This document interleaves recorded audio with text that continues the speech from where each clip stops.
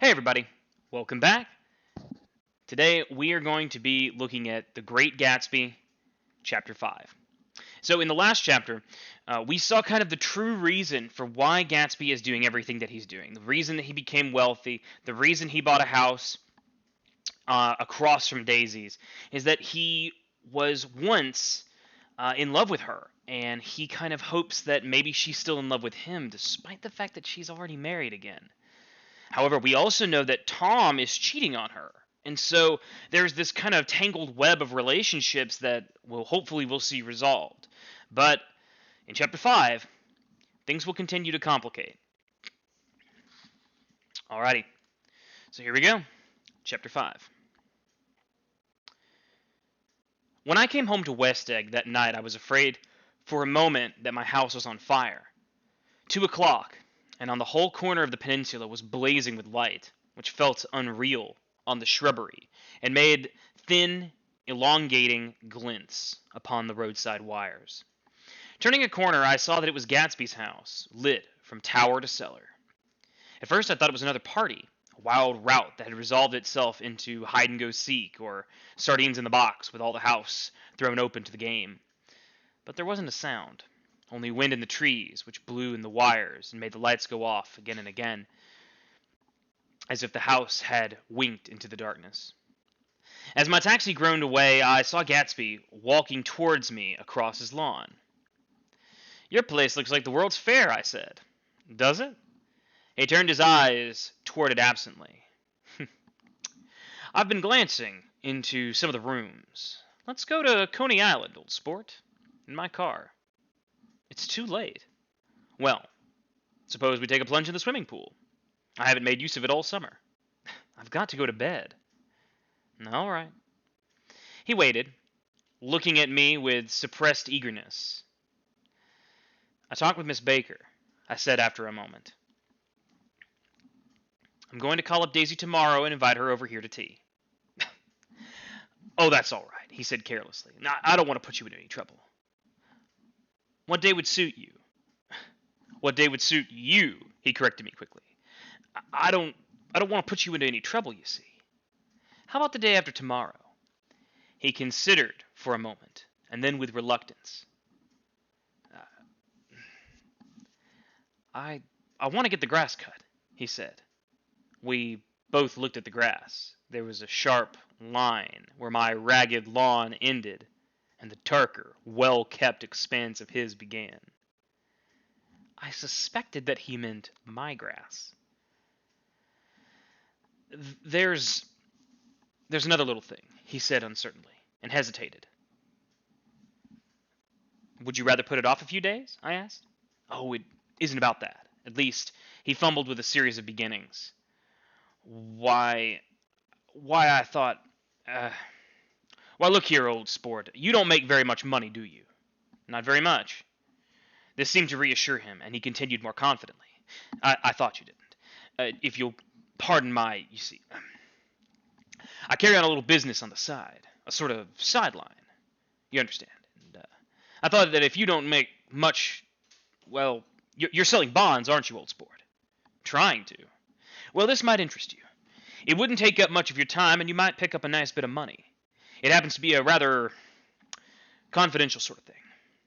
I realized that in under different circumstances that this conversation might have been one of the crises of my life, but because the offer was obviously and tactlessly for a service to be rendered, I had no choice to cut him off there. "I've got my hands full," I said. "I'm much obliged, but I couldn't take off any more work." "You wouldn't have to do any business with Wolfenheim." Evidently. He thought that I was shying away from the the connection mentioned at lunch. But I assured him that he was wrong. He was a moment longer, hoping that I would begin a conversation, but I was too absorbed to be responsive, so he went unwillingly home. That evening made me lightheaded and happy. I think I walked into a deep sleep as I entered my front door. So I didn't know whether or not Gatsby went to Coney Island, or for how many hours he glanced into rooms while his house blazed gaudily on. I called up Daisy from the office next morning and invited her to come to tea. "Don't bring Tom," I warned her. "What?" Don't bring Tom." "Who is Tom?" she asked innocently. The day agreed upon was pouring rain. At 11 o'clock, a man in a raincoat dragging a lawnmower tapped at my front doors and said that Mr. Gatsby had sent him over to cut my grass. This reminded me that I'd forgotten to tell my Finn to come back, so I drove to West Egg Village to search for her among soggy, whitewashed alleys to buy some cups and lemons and flowers. The flowers were unnecessary, for at 2 o'clock a greenhouse arose from Gatsby's, with innumerable receptacles to contain it.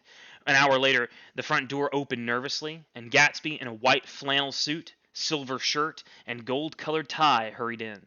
He was pale, and there were dark signs of sleeplessness beneath his eyes. "Is everything all right?" he asked immediately. "The grass looks fine, if that's what you mean." "What grass?" he inquired blankly. "Oh, the grass in the yard." He looked out the window at it, but judging from his expression, I don't believe he saw a thing. "Looks very good," he remarked vaguely. "One of the papers said they thought the rain would stop about 4. I think it was the Journal. Have you ever got everything you need in the shape of tea?" I took him into the pantry, where he looked a little reproachfully at the Finn. Together we scrutinized the 12 lemon cakes from the delicatessen shop. "Will they do?" I asked. Of course, they're fine," he added hollowly. "Old sport." The rain cooled about 3:30 to a damp mist, through which occasional thin drops swam like dew. Gatsby looked with vacant eyes through a copy of Clay's Economics, staring at the finished tread that shook the kitchen floor and peering towards the bleared windows from time to time, as if a series of invisible but alarming happenings were taking place outside. But finally he got up and informed me in an uncertain voice that he was going home. "Why's that?" "Nobody's coming to tea. It's too late." He looked at his watch, as if there was some pressing demand on his time elsewhere. "I can't wait all day." "Don't be silly. It's just 2 minutes to 4." He sat down miserably, as if I'd pushed him, and simultaneously there was the sound of a motor turning into my lane. We both jumped up, and a little harrowed myself, I went out into the yard. Under the dripping bare lilac trees, a large open car was coming up the drive, and it stopped. Daisy's face, tipped sideways beneath a 3-cornered lavender hat, looked out at me with a bright, ecstatic smile. "Is this absolutely where you live, my dearest one?" The exhilarating ripple of her voice was a wild tonic in the rain. I had to follow the sound of it for a moment up and down with my ear alone before any words came through. A damp streak of hair lay like a dash of blue paint across her cheek, and her hand was wet with glistening drops that took it to help her from the car. "Are you in love with me?" she said low in my ear. "Or why did I have to come alone?" "That's the secret of Castle Rackrent. Tell your chauffeur to go far away and spend an hour." "Come back in an hour, Ferdy." Then in a grave murmur, "His name is Ferdy. Does the gasoline affect his nose?" "I don't think so," she said innocently. "Why?" We went in. To my overwhelming surprise, the living room was deserted. "Well, that's funny," I exclaimed. "What's funny?" She turned her head as there was a light, dignified knocking at the front door. I went out and opened it. Gatsby, pale as death, with his hands plunged like weights in his coat pockets, was standing in a puddle of water, glaring tragically into my eyes. With his hands still in his coat pockets, he stalked by me into the hall and turned sharply as if he was on a wire and disappeared into the living room. It wasn't a bit funny. Aware of the loud beating of my own heart, I pulled the door against the increasing rain. For half a minute, there wasn't a sound. Then from the living room, I heard a sort of choking murmur and part of a laugh, followed by Daisy on a clear artificial note. I, I'm certainly awful glad to see you again." A pause. It endured horribly. I had nothing to do in the hall, so I went in the room. Gatsby, his hands still in his pockets, was reclining against the mantelpiece in a strained counterfeit of perfect ease. Even in boredom, his head leaned back so far that it rested against the face of a defunct mantelpiece clock, and from this position his distraught eyes stared down at Daisy, who was sitting frightened but graceful on the edge of a stiff chair. "We've met before," muttered Gatsby. His eyes glanced momentarily at me, and his lips parted with an abortive attempt at a laugh. Luckily, the clock took this moment to tilt dangerously at the pressure of his head, whereupon he turned, caught it with trembling fingers, and set it back into place. Then he sat down rigidly, his elbow on the arm of the sofa and his chin in his hand. "I'm sorry about the clock," he said. My own face had now assumed a deep tropical burn. I couldn't muster up a single commonplace out of the thousand in my head. "It's an old clock," I told them idiotically. I think we all believed for a moment that it had smashed into pieces on the floor. "We haven't met for many years," said Daisy, her voice as matter-of-fact as it could ever be. "5 years next November." The automatic quality of Gatsby's answer set us all back at least another minute. I had them both on their feet with a desperate suggestion that they help me make tea in the kitchen, where the demoniac Fenn brought it in a tray. Amid the welcome confusion of cups and cakes, a certain physical decency established itself, and Gatsby got himself into a shadow, and while Daisy and I talked and looked conscientiously from one another with tense, unhappy eyes, however, as calmness wasn't an end of itself, I made an excuse at the first possible moment and got to my feet. "Where are you going?" demanded Gatsby in immediate alarm. "I'll be back." "I've got to speak to you about something before you go." He followed me wildly into the kitchen, closed the door, and whispered, "Oh, God," in a miserable way. "What's the matter?" "This is a terrible mistake," he said, shaking his head from side to side. "A terrible, terrible, terrible mistake." "You're just embarrassed, that's all." And luckily I added, "Daisy's embarrassed too." "She's embarrassed?" he repeated incredulously. "Just as much as you are." "Don't talk so loud." "You are acting like a little boy," I broke out impatiently. "Not only that, but you're rude. It's Daisy sitting in there all alone." He raised his hand to stop my words and looked at me with an unforgettable reproach, and opened the door cautiously and went back into the other room. I walked out the back way, just as Gatsby had made his nervous circuit of the house half an hour before, and ran for a huge black knotted tree whose massed leaves made a fabric against the rain. Once more it was pouring, and my irregular lawn, well shaved by Gatsby's gardener, abounded in small muddy swamps and prehistoric marshes. There was nothing to look at from under the tree except for Gatsby's enormous house, so I stared at it, like Kant at his church steeple, for half an hour. A brewer had built it early in the period craze, a decade before, and there was a story that he had agreed to pay 5 years' taxes on all the neighboring cottages if the owners would have their roofs thatched with straw. Perhaps the refusal took the heart out of his plan to found a family, so he went to immediate decline. His children sold his house with the black wealth still on the door. Americans, while occasionally willing to be serfs, have always been obstinate about being peasantry. After about half an hour, the sun shone again, and the grocer's automobile rounded Gatsby's drives with the raw material for his servant's dinner. And I felt sure that he wouldn't need a spoonful. A maid began opening the upper windows of his house, and appeared momentarily in each, leaning from a large central bay, spat meditatively into the garden. It was time I went back. While the rain continued, it had seemed like the murmur of their voices rising and swelling a little bit now and then with the guts of emotion, but in the new silence I felt the silence had fallen in within the house too. I went in, after making every possible noise in the kitchen short of pushing over the stove, but I don't believe they heard a sound. They were sitting at either end of the couch looking at each other as if some question had been asked or was in the air, and every vestige of embarrassment was gone. Daisy's face was smeared with tears when I came in. She jumped up and began wiping at it with her handkerchief before a mirror, but there was a change in Gatsby that was simply confounding. He literally glowed. Without a word of gesture of exultation, a new well-being radiated from him and filled the little room. "Oh, hello, old sport," he said, as if he hadn't seen me for years. I thought for a moment he was going to shake hands. "It stopped raining." "Has it?" When he realized what I'd been talking about, there were twinkle bells of sunshine in the room, and he smiled like a weatherman and an ecstatic patron of recurrent light, and repeated the news to Daisy. "What do you think of that? It stopped raining." "I'm glad, Jay." Her throat, full of aching, grieving beauty, told only of her unexpected joy. "I want you and Daisy to come over to my house," he said. "I'd like to show you around." "You sure you want me to come?" "Absolutely, old sport." Daisy went upstairs to wash her face. Too late, I thought, with the humiliation of my towels. While Gatsby and I waited on the lawn.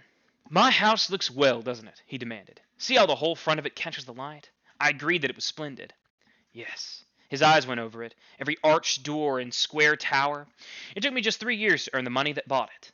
I thought you inherited your money. I did, old sport, he said automatically, but I lost most of it in the big panic. The panic of the war. I think he hardly knew what he was saying, for that's when I asked what business he was in. He answered, That's my affair, before he realized that it wasn't the appropriate reply. Oh, I've been in several things, he corrected himself. I was in the drug business, then I was in the oil business, but I'm not in either one now. He looked at me with more attention. Do you mean you've been thinking over what I proposed the other night? Before I could answer, Daisy came out of the house and 2 rows of brass buttons on her dress gleamed in the sunlight. That huge place there? She cried, pointing. Do you like it? I love it, but I don't see how you live there all alone. I keep it full of interesting people, night and day. People who do interesting things. Celebrated people. Instead of talking, the shortcut along the Sound, we went down the road and entered by the big postern. With enchanting murmurs, Daisy admired this aspect or that aspect of the feudal silhouette against the sky. She admired the gardens, the sparkling odor of jonquils and frothy odor of hawthorn and plum blossoms, and the pale gold odor of the kiss me at the gate. It was strange to reach the marble steps and find no stir of bright dresses in and out of the door, and hear no sound but the birds in the trees. Inside we wandered through Marie Antoinette music rooms and restoration salons. I felt there were guests concealed behind every couch and table or under orders to be breathlessly silent until we had passed through. As Gatsby closed the door of the Mertron College library, I could have sworn I heard the owl-eyed man break into ghostly laughter. We went upstairs through period bedrooms swathed in rose and lavender silk, vivid with new flowers. Thorough dressing rooms and pool rooms and bathrooms with sunken baths, intruding into one chamber where a disheveled man in pajamas was doing liver exercises on the floor. It was Mr. Klipspringer, the boarder. I had seen him wandering hungrily about the beach that morning. Finally, we came to Gatsby's own apartment and bedroom and bath with an Adam's study, where we sat down and drank a glass of some chartreuse he took from a cupboard in the wall. He had not once ceased at looking at Daisy, and I think he revalued everything in his house according to the measure of response it drew from her well-loved eyes. Sometimes, too, he stared around at his possessions in a dazed way, as though in her actual and astounding presence none of it was any longer real. Once he nearly toppled down a flight of stairs. His bedroom was actually the simplest room of all, except where the dresser was garnished with a toilet set of pure dull gold. Daisy took the brush with delight and smoothed her hair, whereupon Gatsby sat down and shaded his eyes and began to laugh. It's the funniest thing, old sport, he said hilariously. I can't. When I try to... He passed visibly through 2 states and was entering a third. After his embarrassment and his unreasoning joy, he was consumed with wonder at her presence. Had been so full of the idea, so long, dreamed it right to the end, waited with his teeth set to speak at inconceivable pitch of intensity. Now, in the reaction, he was running down like an overwound clock. Recovering himself in a minute, he opened for us 2 hulking patent capitans which held his mass suits and dressing gowns and ties, and his shirts piled like bricks in stacks of a dozen high. I've got a man in England who buys me clothes. He sends over a selection of things at the beginning of each season, spring and fall. He took out a pile of shirts and began throwing them one by one before us, shirts of sheer linen and thick silk and fine flannel, which lost their folds as they fell and covered the table in many-colored disarray.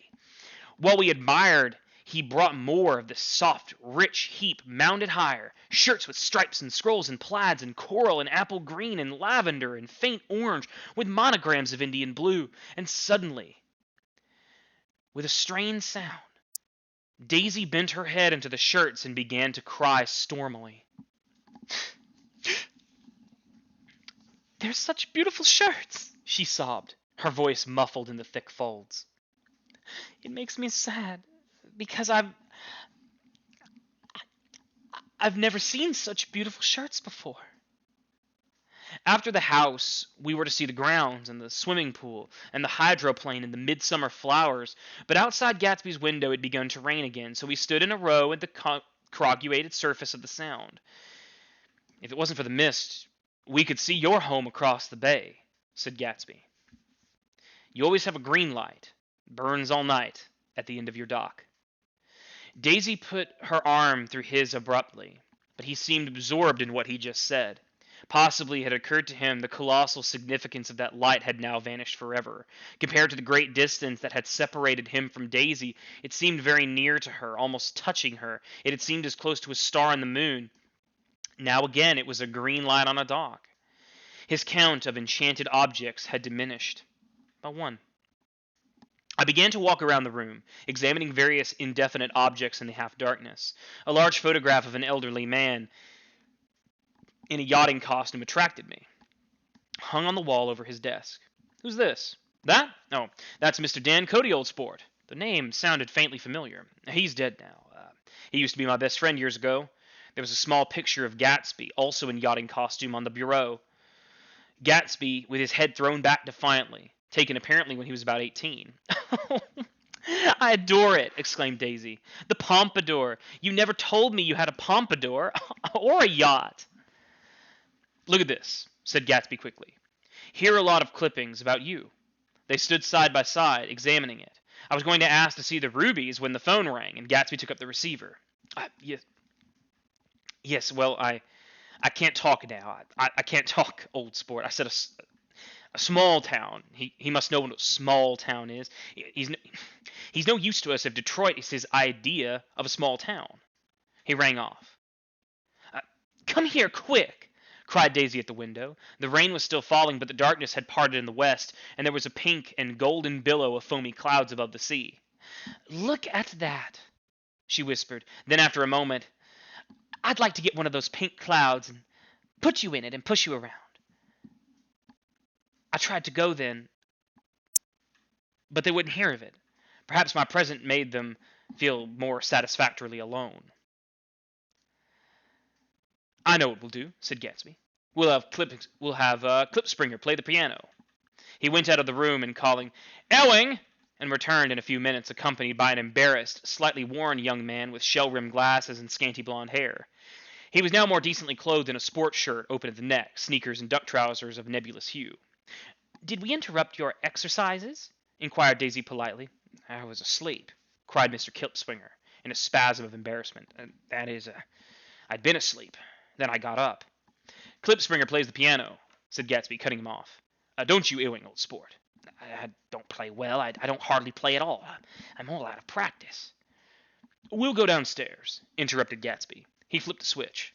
The gray windows disappeared as the house glowed, full of light. In the music room, Gatsby turned on a solitary lamp beside the piano. He lit Daisy's cigarette from a trembling match and sat down with her on a couch far across the room where there was no light save the gleaming floor, bounced in from the hall. When Klipspringer had played The Love Nest, he turned around on the bench and searched unhappily for Gatsby in the gloom. I'm all out of practice, you see. I told you I couldn't play. I'm all out of practice. Don't talk so much, old sport, commanded Gatsby. Play. In the morning, in the evening, ain't we got fun? Outside, the wind was loud, and there was a faint flow of thunder along the Sound. All the lights were going on in West Egg now. The electric trains, the men carrying, were plunging home through the rain of New York. It was the hour of profound human change, and excitement was generating on the air. One thing's sure, and nothing's surer. The rich get richer, and the poor get children. In the meantime, in between time, as I went over to say goodbye, I saw the expression of bewilderment that had come back into Gatsby's face, as though a faint doubt had occurred to him as to the quality of his present happiness. Almost 5 years. There must have been moments, even that afternoon, when Daisy tumbled short of his dreams. not through her own fault, but because of the colossal vitality of his illusion. It had gone beyond her, beyond everything. He had thrown himself into it with a creative passion, adding to it all the time, decking it out with every bright feather that had drifted his way. No amount of fire or freshness can challenge what a man will store up in his ghostly heart. As I watched him, he adjusted himself a little, visibly. His hand took hold of hers, and she said something low into his ear, and turned towards her with a rush of emotion. I think that voice held him most with its fluctuating, feverish warmth because it couldn't be overdreamed. That voice was a deathless song. They had forgotten me, but Daisy glanced up and held out her hand. Gatsby didn't know me at all now. I looked at him more than once, and he looked back at me remotely, possessed by intense life.